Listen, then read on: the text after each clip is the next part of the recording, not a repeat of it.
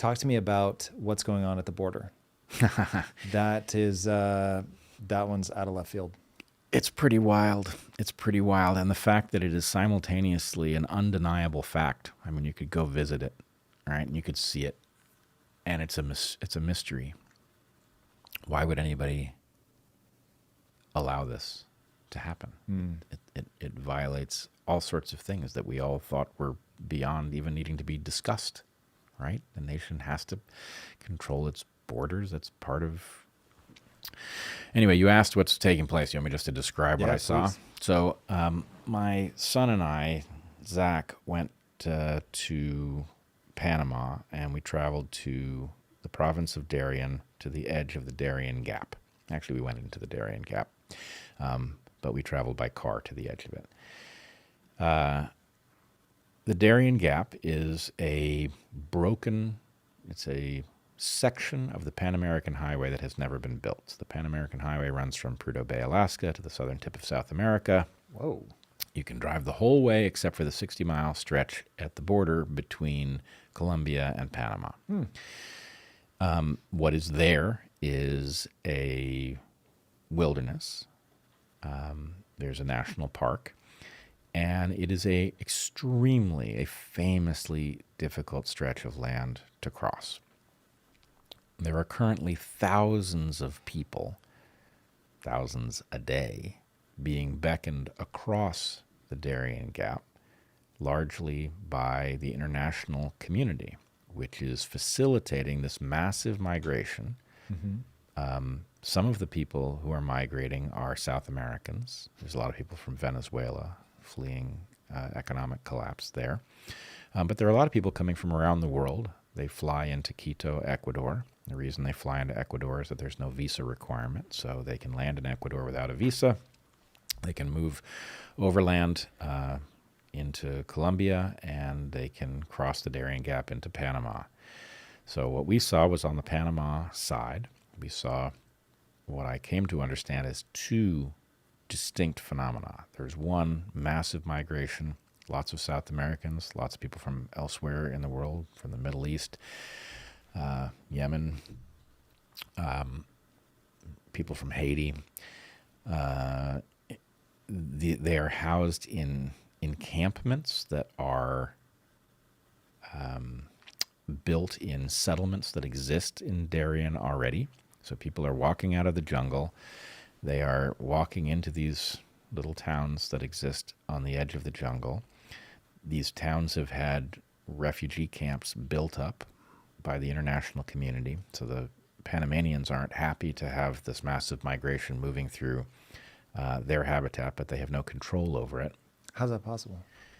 Well, the Panamanian border is supposed to be controlled by the Senafront, which is the Panamanian Border Authority. Is it a separate entity? Yeah, it's a military police entity that is charged with controlling the frontier. And they don't answer to the Panamanian government? No, they do. Oh, they absolutely do. Okay, They're so a part of the Panamanian government. Got it. So then Panama could stop this. Well, see, this is the thing. We, as little people, don't understand international relations. Could Panama technically stop it? Yes, they could technically stop it. But what would happen to Panama if they did presumably explains why they don't. So the Panamanians are not in a position to override whatever it is that wants this migration to happen. How much of Panama's stance is public, and how much are you inferring? That is a good question. Let us put it this way. The discussion of the migration is not nearly as substantial as you would expect. And in large measure, what is happening is the migrants are being shunted north as quickly as possible. That from Panama's perspective, the best thing to do is to get these people on their way where they don't become a burden to Panama. And so they are being shuttled through Panama into Costa Rica and through all of the countries up into North America. All of the Central American countries are participating in facilitating this migration for reasons that are not clear. But I said that I come to understand this as two separate phenomena. One of them is this migration of people who, when you talk to them, and we found many migrants were forthcoming about both the trials that they had suffered in the jungle, which are terrifying. Almost all of them had been robbed. Young women were routinely raped. People walk out of the jungle without their children. Children walk out of the jungle without their parents. Oh, it's a humanitarian disaster. Yeah, the Darian Gap is a very difficult piece of habitat to traverse if you know what you're doing. These people do not. They've been induced to try to cross the gap with no understanding of how to equip themselves or what they're actually going to face there. And, it's the kind of habitat where you can slide down a muddy hill and break your leg, and that can kill you because it prevents you from getting out. So it takes accidents and greatly enhances their lethality. But you've got this migration. All of the migrants who will speak to us are economic migrants. They're all very clear about this, which means they're not eligible for political asylum in the U.S., though that is the basis on which they are crossing our southern border. But there is another migration, which is housed separately, which I found very surprising.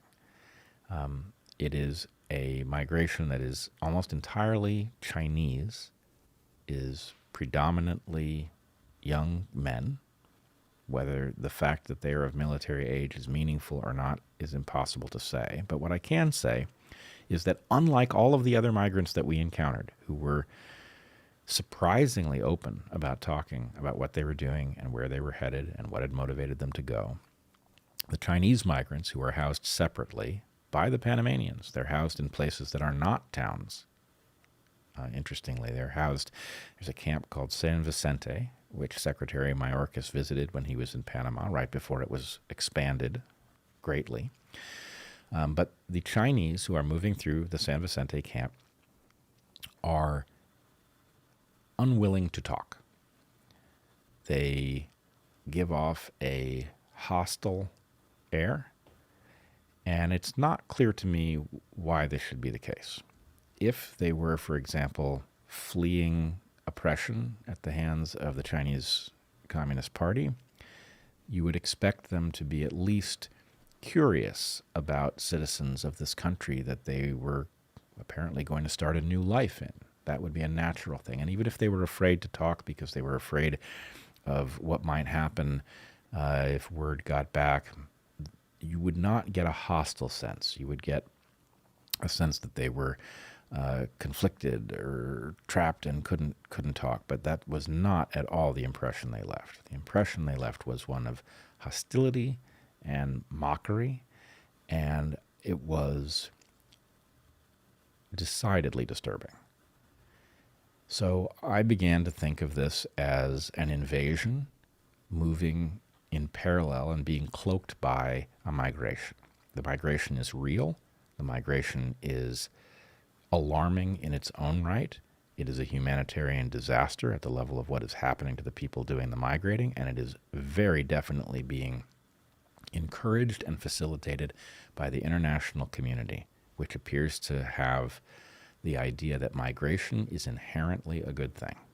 Now, I don't know how anyone could possibly be that confused, but this is visible if you look at the web pages of the organizations that are doing the facilitating. They say this, that it is their mission to induce migration. They believe that migration is positive. But that migration is cloaking something else. I can't say exactly what that something else is, but it would be irresponsible not to consider the possibility that it is an international competitor taking advantage of our open border to arrange some kind of harm that will be more easily orchestrated that way than it would be on a battlefield. Okay.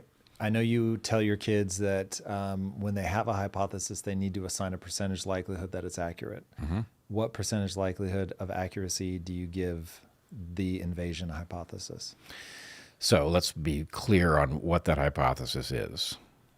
If that hypothesis is that the Chinese Communist Party is sending people across our southern border with the intent to do harm to the United States, I would say 60%. Whoa. Okay. Now, there are lots of other possibilities. Does spying fall under that hypothesis? No, I don't think that is specifically to do harm. So you think it's more than spying. So there's the 60% is like proper harm. Here's the thing. I know how crazy that sounds. And Well, my final question will be around that.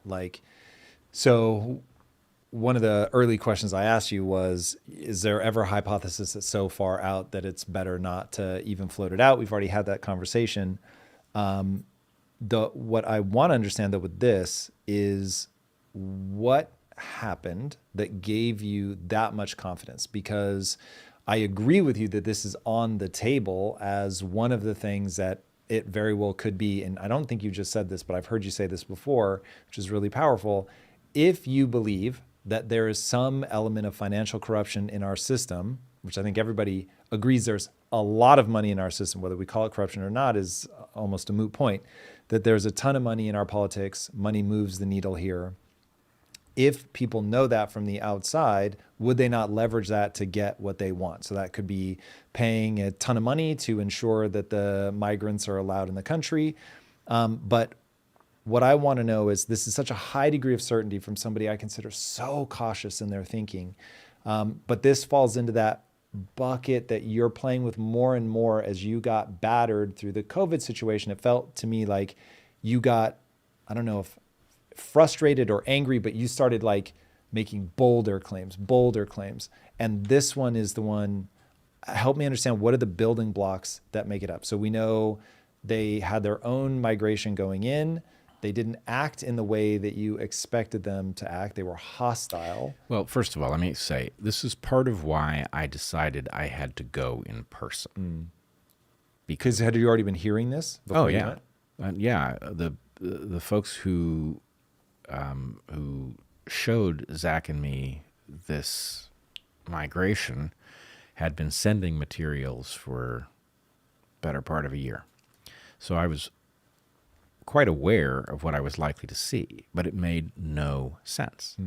And frankly, I talked almost not at all about it because I did not want to find myself broadcasting things that turned out not to be what had been represented to me. I was very cautious about it. And it was hard to justify going. It's not an especially safe place to go. What was I going to see that I couldn't deduce from a video? But I was very glad that I did go, because the physical relationship between these two different migrations, and most importantly, the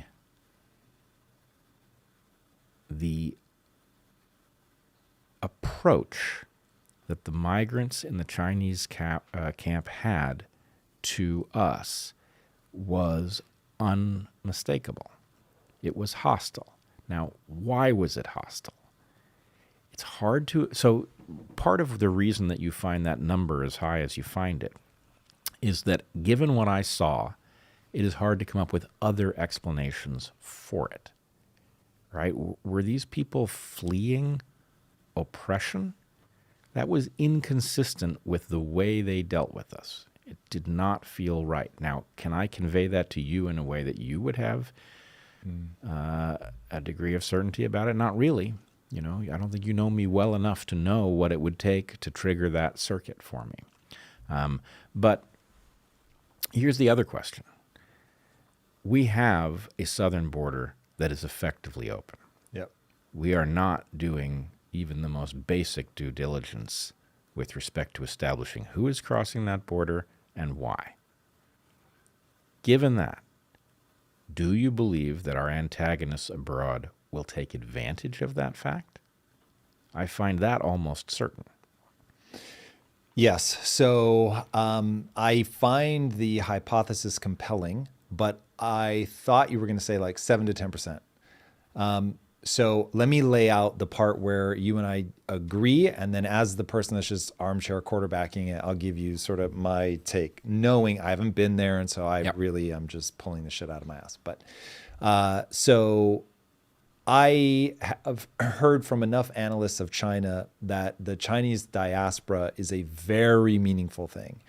And that some percentage of the people in the Chinese diaspora really view themselves still as Chinese, regardless of where they live. Now, this is just analysts that I've heard speak. This is not me forming a firsthand account. So I know that this is part of my distortion on my lenses. This is not, I don't trust this, but in terms of hypothesis, being very unsure, but it's an interesting guess that warrants exploration. So to your point, governments are going to do what they can to get a leg up. We are in a pure competitor relationship with China. China has every reason to want to know more about what we're doing, as we have every reason to want to know what China's doing. Now, breaking from that, I will say it is very possible that China is in a pretty rough economic situation right now. If the housing issue there is as big as some pundits are making it out to be, again, no firsthand knowledge, don't know, but certainly interesting. I could see not being of that culture, missing cues, misreading cues so that they seem hostile or whatever. Again, they could be throwing things at you, spitting, I don't know, but that'd be pretty tough to misread. But if it were more of just a body language, refusal to interact, scowling, that kind of thing, then... Well beyond that. Okay. Give me the craziest thing they did. Well, I don't know that any of it was crazy, but we attempted to interact with several different groups at the San Vicente camp. One gentleman attempted to mislead us into believing that he was Korean, and Michael Yan, who took us to Darian, who has spent time in China, tripped him up and revealed that this was a deception, at which point there was laughter amongst the group who had witnessed this attempted deception. And then, following that, there was no willingness to talk about the reality. It wasn't that this had been a practical joke on, some naive foreigners and that broke the ice, right? This was a deception that was exposed, and it led nowhere. I also believe that we were monitored in the camp. So there was a particular guy I was watching who repositioned himself as we moved to different places in order to witness what was taking place there, and I believe he was keeping tabs on us. I don't know why that would be.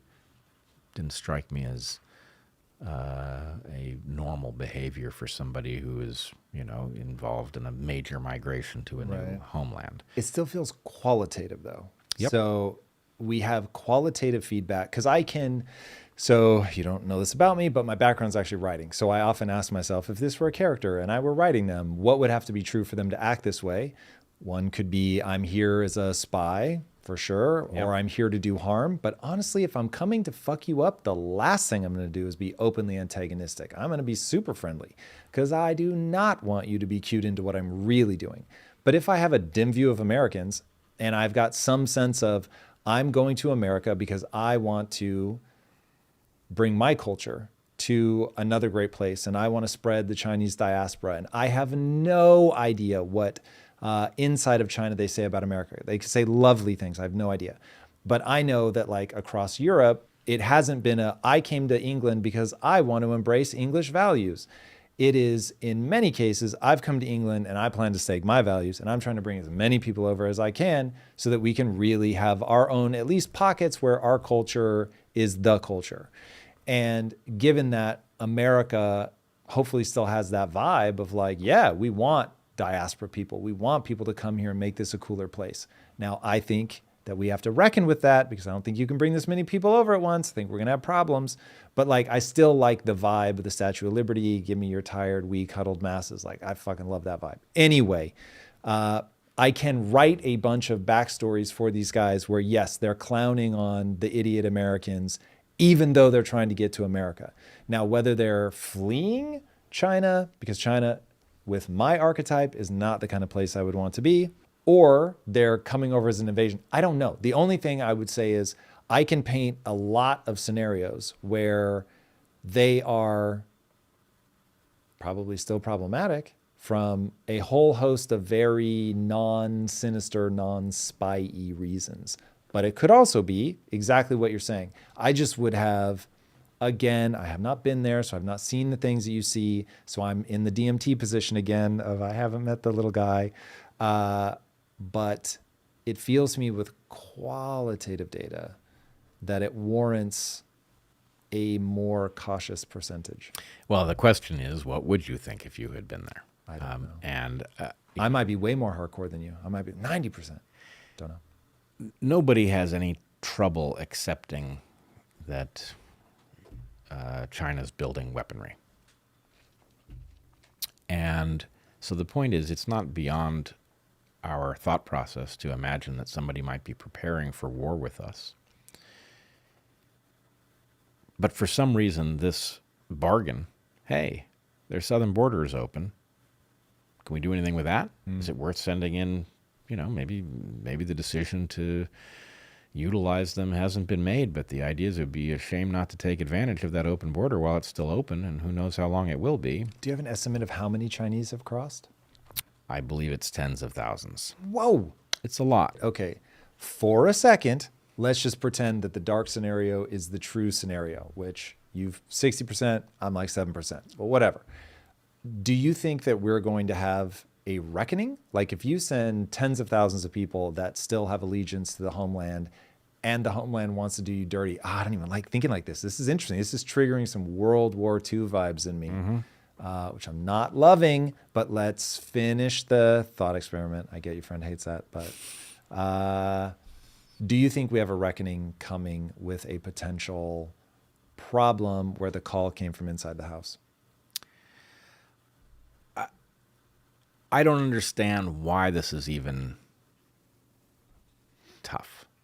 Because it seems self-evident that an enemy would want to do this.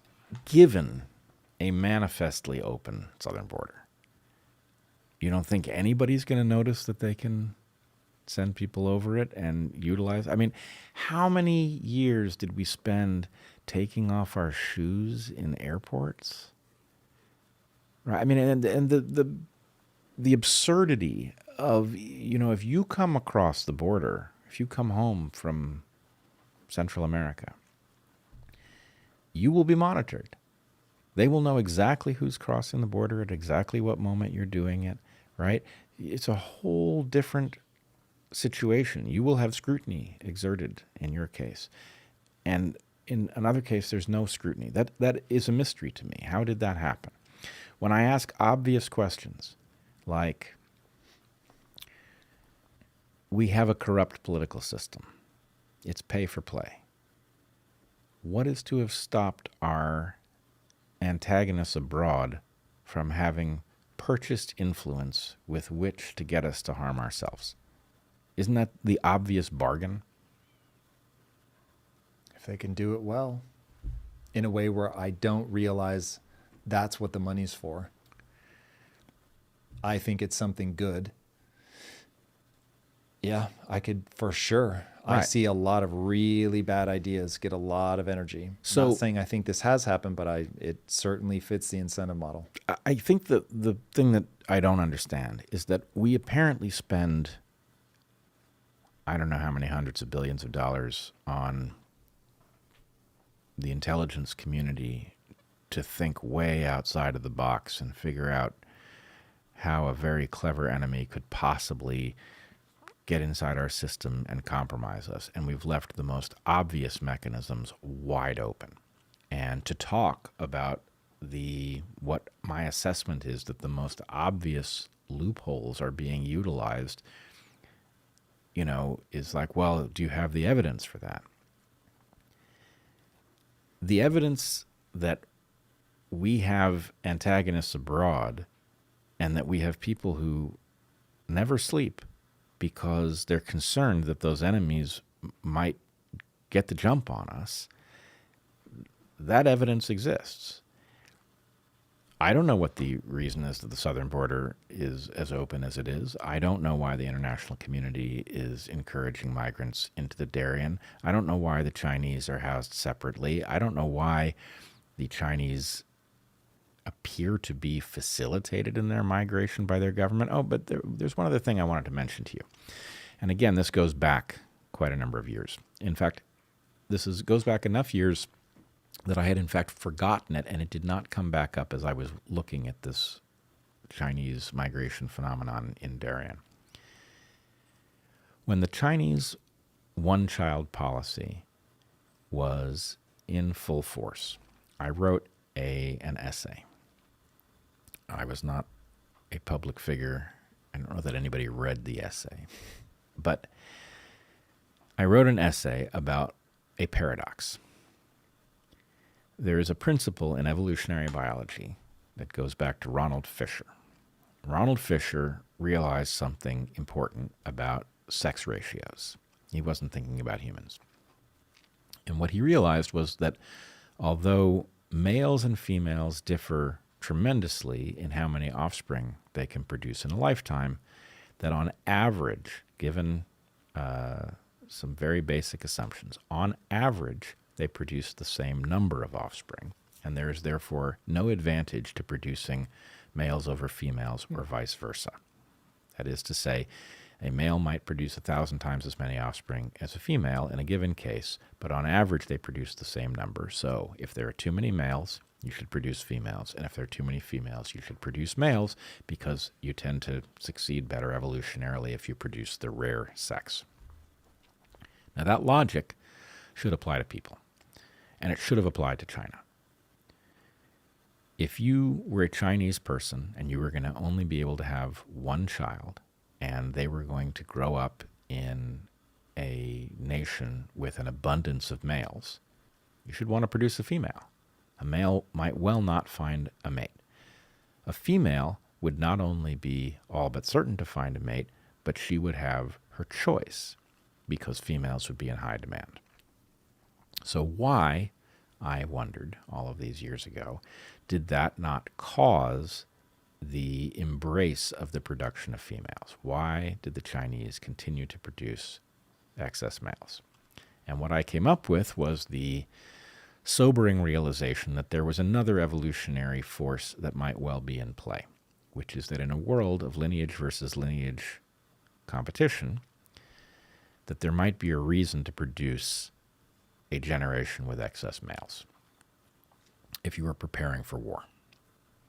That excess males actually are the perfect substrate for lineage against lineage violence, because men who have no reproductive prospects at home, who are sexually frustrated, can be armed and sent abroad with a desire to come back a hero, and that would be a very effective mechanism for picking up territory. The same process I described to you when we were talking about genocide.